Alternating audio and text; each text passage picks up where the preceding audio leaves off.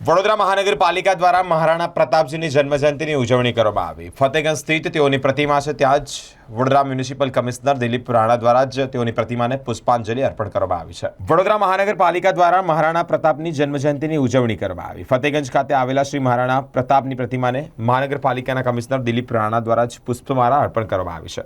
પુષ્પમાળા અર્પણના કાર્યક્રમમાં deputy mayor Chiragbhai Barot, standing committee chairman doctor Shital Mistry, corporator Varshaben Vyas, Nehalben Patel, Manojbhai Patel, doctor Rajesh Shah उपस्थित रहा था। क्षत्रिय वीर शिरोमणि महाराणा प्रतापनी जन्मजयंती साथे साथे स्वतंत्र वीर सेनानी गोपालकृष्ण गोखले ने पण याद करवामां आव्या हता। आज 9 मे 1540 में भारतना स्वतंत्रता हीरो कहवाय, नायक कहवाय एवा श्री महाराणा प्रतापनो जन्म थयो हतो। आज 9 मे આપણે મહારાણા પ્રતાપ જયંતિ તરીકે ઉજવી રહ્યા છે।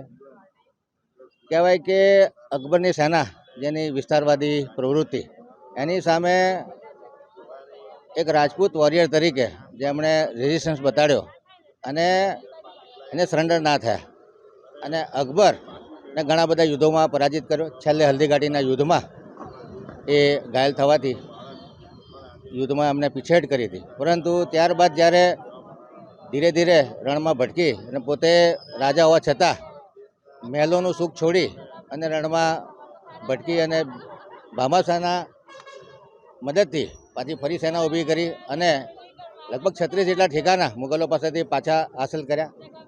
પોતે કલાપ્રેમી હતા, યુદ્ધ કૌશલ્યવાળા હતા અને જે ઉદયપુર જે આખું વસવાટ થયું એમાં જે કલાનગરી તરીકે ઓળખાયું, તળાવની નગરી તરીકે ઓળખાયું, બાગોની નગરી તરીકે ઓળખાયું, આ બધું મહારાણા પ્રતાપની દેન છે। એટલે કહી શકાય કે ઉદય પ્રતાપ અને જયવંતાબાઈના સુપુત્ર કે જે મુગલોની વિસ્તારવાદી પ્રવૃત્તિ સામે ઝૂક્યા નહીં અને આખું મેવાડ એમને અકબર પાસેથી પુનઃપ્રાપ્ત કર્યું।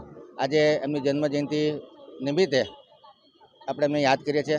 મેવાડના જે રાજપૂતો હતા એમણે ભારતની શાન બરકરાર રાખી હતી અને મહારાણા પ્રતાપ એ સિસોદિયા કુળના વંશજ ગણાય અને સિસોદિયા કુળને જે નામ રોશન કર્યું છે, આજે એમને યાદ કરી અને આપણે સૌ રાજપૂત ભાઈઓ અને એમની સાથે જે લોકોએ સ્વતંત્રતા માટે પોતાનો સહકાર આપ્યો હતો, ભારત એક રાષ્ટ્ર છે એ નારો ઉદ્ઘોષિત કર્યો હતો, એ સૌને વંદન કરીએ છીએ।